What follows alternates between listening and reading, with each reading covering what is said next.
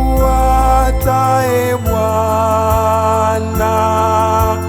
na katika njia yako nitatembea.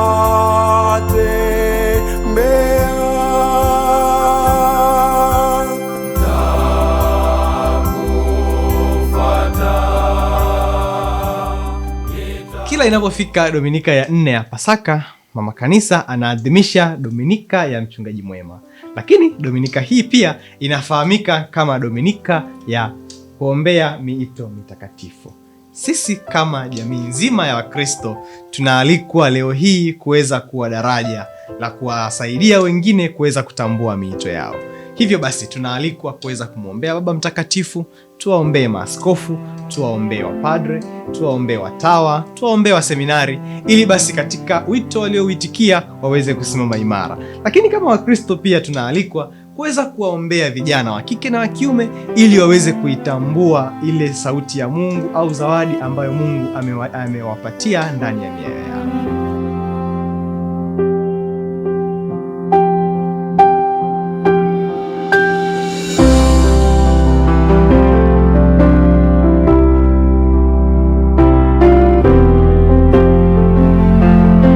Mtakatifu Terezia mtoto Yesu, dada mdogo katika Karmela, anasema kwamba nahisi ndani mwangu wito wa unabii, wito wa ukuhani na wito wa kifodini, lakini katika hayo nimechagua kuwa upendo katika moyo wa Mama Kanisa. Dominika ya 4 ya Pasaka tunasherekea miito mtakatifu ya upadri na utawa.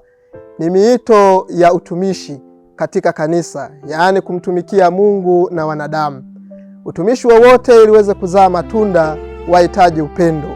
Kumbe basi tunawaomba sana tumshukuru Mwenyezi Mungu kwa zawadi ya wito huu, na atuzidishie fadhila ya upendo ili tuendelee kusimama imara katika kumtumikia yeye na wanadamu.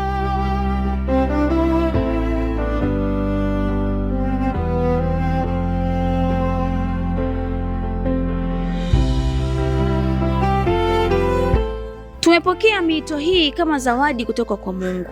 Si kwamba tunastahili, la hasha, bali Mungu mwenye huruma ametustahilisha. Na ndivyo atuambiavyo Mtakatifu Yohane Paulo wa Pili Papa. Amesema, wito si kitu cha kujichagulia, bali ni zawadi na mwaliko kutoka kwa Mungu.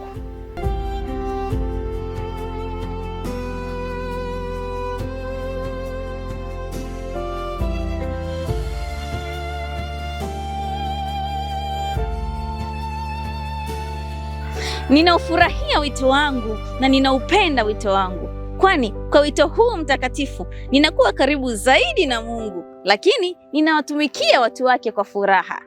Dominika hii ya miito si tu kumbukumbu, bali ni wito wa kusikia, kuamini na kuitikia. Ndugu yangu, tuipende miito yetu. Papa Leo wa 14 anatufundisha kwamba wito ni utambuzi wa ndani wa zawadi ya Mungu. Utunze wito wako kama chombo cha thamani zaidi. Tuilinde miito yetu. Ni wajibu wangu kuulinda wito wangu.